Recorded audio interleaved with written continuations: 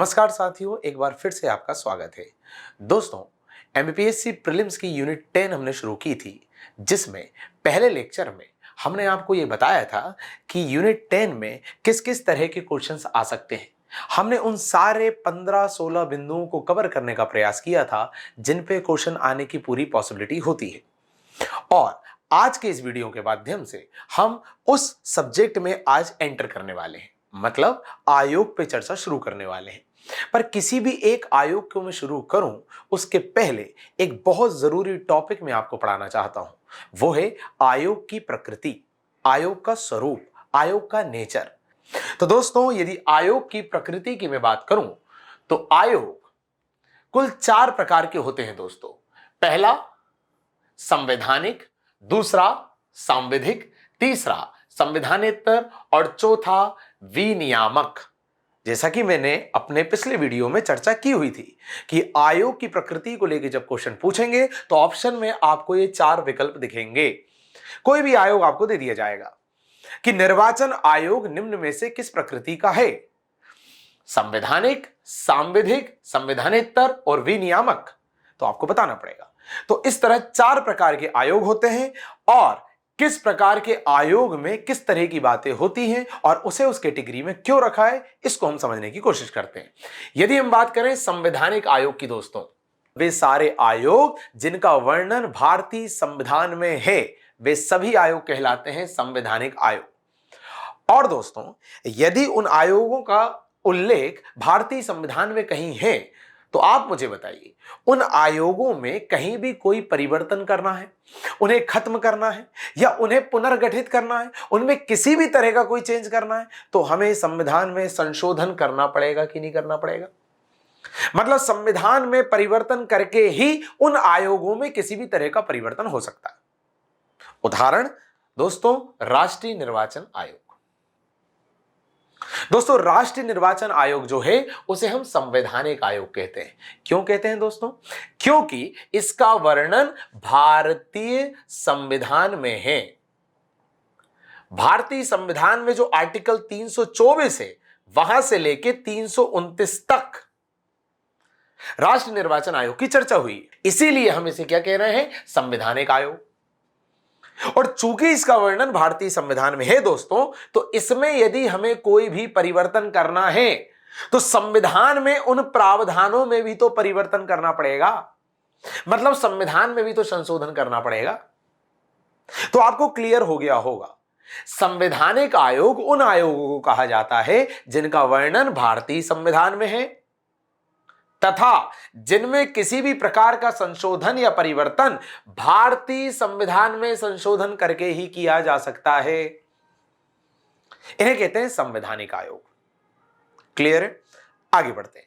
दूसरा होता है दोस्तों सांविधिक आयोग। क्या है सांविधिक आयोग?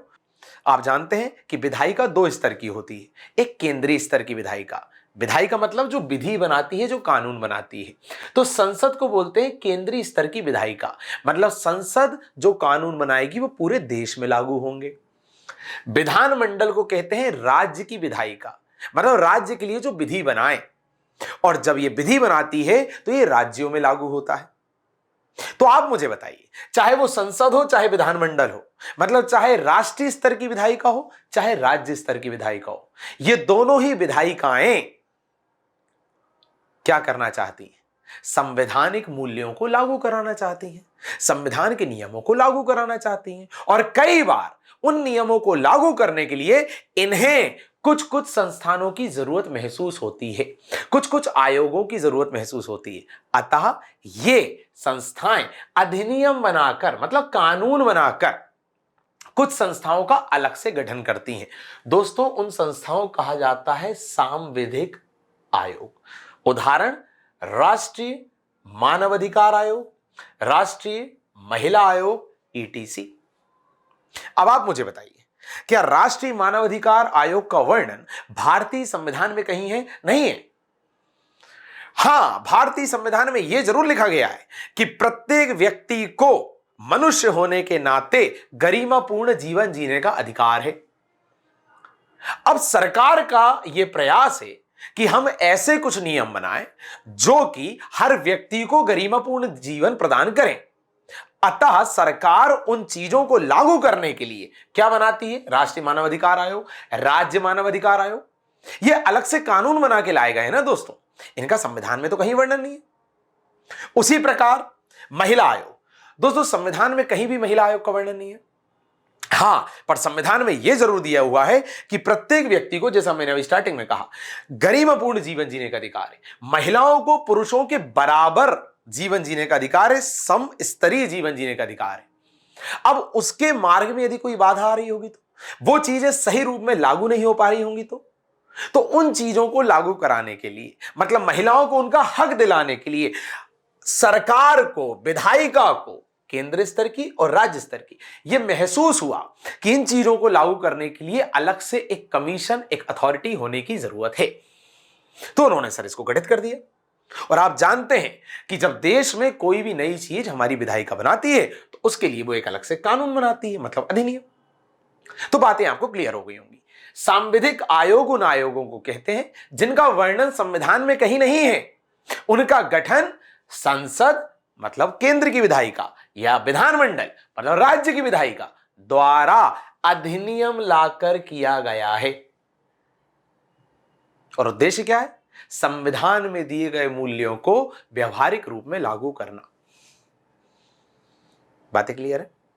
तो यह हो गया जिसका वर्णन संविधान में है, यह हो गया जिसका वर्णन संविधान में नहीं है, पर संवैधानिक मूल्यों को लागू कराने के लिए इसको बाद में गठित किया हमारी विधायिकाओं ने। इसलिए इन्हें कहते हैं दोस्तों सांविधिक आयोग। आगे बढ़ते हैं बंधुओं। तीसरा है संविधानेतर, एक ऐसा आयोग जो कि ना तो संविधान में कहीं दिया हुआ है, ना तो इसका गठन किसी अधिनियम या कानून के माध्यम से किया गया है, मतलब ना तो संसद में ना राज्य की विधानमंडल में उसका गठन किया गया है। तो वो क्या है? तो दोस्तों उसका गठन हुआ है सरकारी कार्यकारी आदेश के माध्यम से। आपने सुना होगा कि माननीय प्रधानमंत्री नरेंद्र मोदी ने लाल किले की प्राचीर से खड़े होकर यह घोषणा की थी कि हम पिछले समय से चले आ रहे योजना आयोग को समाप्त कर उसके स्थान पर नीति आयोग ला रहे हैं। और दोस्तों उनके उस आदेश, उनकी उस घोषणा के माध्यम से ही या उसके बाद ही नीति आयोग का दोस्तों गठन हो गया। तो आप बताइए, क्या इसके लिए प्रधानमंत्री जी कोई अधिनियम लाए क्या संसद में? कोई कानून बनाया क्या उन्होंने? इसके लिए क्या संविधान में कहीं कोई उल्लेख किया गया क्या दोस्तों? नहीं, केवल एक कार्यकारी, एक सरकारी आदेश जारी किया, एक अनाउंसमेंट किया और अपनी नीतियों को, अपने कार्य प्रणाली को लागू करने के लिए, उसमें कंफर्टेबिलिटी के लिए, उसमें सहजता के लिए, उनमें सहयोग के लिए एक आयोग के गठन की घोषणा कर दी। और चौथी और आखिरी प्रकृति जो है दोस्तों वो है विनियामक आयोग। यह क्या है? विनियामक नाम से समझ में आ रहा है, जो नियामन करे, जो नियामकीय कार्य करे, जो पर्यवेक्षणीय काम करे, मतलब जो नजर रखे, जो कंट्रोल करे, जो रेगुलेट करे, उसे कहा जाता है नियामकीय आयोग। क्या होता है दोस्तों इसमें? जैसा मैंने कहा, जो नियामन करे, जो पर्यवेक्षणीय कार्य करे, मतलब सुपरविजन करे, उन सारे आयोगों को कहा जाता है विनियामक आयोग। उदाहरण उदाहरण उदाहरण ट्राई पीसीआई। क्या है ट्राई दोस्तों? Telecom regulatory authority of India, मतलब टेलीकॉम सेक्टर, संचार क्षेत्र को कंट्रोल करने वाली एक authority, telecom regulatory authority of India. PCI क्या है? प्रेस काउंसिल ऑफ इंडिया, मतलब प्रेस, मीडिया को जो कंट्रोल करे, मीडिया का जो पर्यवेक्षण करे, मीडिया पर जो नजर रखे, मतलब वे आयोग जो किसी ना किसी क्षेत्र पर, उस क्षेत्र से संबंधित गतिविधियों के संचालन पर नजर रखने के लिए गठित किए जाते हैं दोस्तों, उन्हें कहा जाता है विनियामक आयोग। और हर क्षेत्र में इस तरह के अलग अलग ऑर्गेनाइजेशन या इंस्टीट्यूट होते हैं। जैसा मैंने कहा, telecom regulatory authority of India, मतलब जो टेलीकॉम सेक्टर है, संचार क्षेत्र है, उसमें उन्हें देखना है कि जितनी भी संचार की कंपनियां हैं, रिलायंस हुआ, जियो हुआ, एयरटेल हुआ, आइडिया हुआ, वोडाफोन हुआ, ये लोग प्रॉपर काम कर रहे हैं कि नहीं, मतलब जो मार्केट के प्रोटोकॉल्स हैं, जो नियम हैं, जो सरकारी मापदंड हैं, उनके अकॉर्डिंग अपनी पॉलिसीज को, अपने अनाउंसमेंट को क्रियान्वित कर रहे हैं कि नहीं, ये सब ये देखती है। मैं उदाहरण देता हूं आपको। आप सभी जानते हैं कि रिलायंस जियो ने, मतलब मुकेश अंबानी ने जब अपना शुरुआत की थी, तब उन्होंने अनाउंस किया कि हम सभी जो जियो कस्टमर हैं या जो जियो की सिम खरीदेंगे, उन्हें 1 वर्ष तक का निःशुल्क सर्विस प्रोवाइड करेंगे। यह आपने सबने देखा, आप में से अधिकांश लोगों ने जियो की सिम इसीलिए ली भी, क्योंकि निःशुल्क मिल रही थी और 1 वर्ष तक आपको उसके लिए कुछ पे नहीं करना था। पर दोस्तों फिर क्या हुआ? फिर जितनी भी संचार कंपनियां हैं, एयरटेल, रिलायंस, अनिल अंबानी वाली, और जो दूसरी कंपनियां हैं, वो सब पहुंच गई किसके पास? ट्राई के पास। और उन्होंने कहा कि देखिए सर, हमारे टेलीकॉम सेक्टर की एक कंपनी मार्केट का नियम तोड़ रही है, मार्केट में कंपटीशन खत्म कर रही है, क्योंकि आपने निःशुल्क कोई चीज दे दी तो फिर तो कंपटीशन खत्म हो गया। हम लोग क्या करेंगे? हम लोग कैसे जीवित रहेंगे? मार्केट के नियम होते हैं कि आप मार्केट को बिगाड़ नहीं सकते। आप अपने रेट कितने रखेंगे, आप अपना मूल्य कितना रखेंगे, उसको लेके भी कई बार समय समय पर सरकार जो है वो एडवाइजरी जारी करती है, नियम जारी करती है। और सरकार किसके माध्यम से जारी करती है? उस सेक्टर की जो भी रेगुलेटरी अथॉरिटी है दोस्तों। तो ट्राई के पास सब पहुंच गए। फिर आपको याद होगा कि ट्राई ने रिलायंस, मतलब जियो वालों को यह कहा कि आप 1 साल तक निःशुल्क नहीं दे सकते, उससे मार्केट बिगड़ रहा है, इकोनॉमी डाउन जा रही है, कंपटीशन खत्म हो रहा है। और फिर क्या हुआ था कि अंबानी ने 1 साल के स्थान पर उसे 3 महीने कर दिया था। तो जब आपको सिम मिली थी तो आप 3 महीने तक उसके निःशुल्क का फायदा उठा पाए थे, उसके बाद आपको पे करना पड़ा था। हुआ था कि नहीं? तो मैं कहना यह चाह रहा हूं कि इस तरह अलग अलग सेक्टर हैं दोस्तों, और हर सेक्टर में कुछ ना कुछ नियम होते हैं, कुछ ना कुछ प्रोटोकॉल्स होते हैं। उसमें विद्यमान लोग उन प्रोटोकॉल्स को फॉलो कर रहे हैं कि नहीं, इस सब को देखने के लिए, इस सब का पर्यवेक्षण करने के लिए हर क्षेत्र की अलग अलग रेगुलेटरी अथॉरिटी होती है, उसे कहा जाता है विनियामक आयोग। तो इस तरह हमारा ये जो बेसिक डिस्कशन है आयोग की प्रकृति को लेके, ये समाप्त हुआ। आपकी यदि कोई क्वेरी है, आपकी यदि कोई क्वेश्चंस हैं, तो वो आप हमें कमेंट सेक्शन में या मैसेज करके लिख सकते हैं।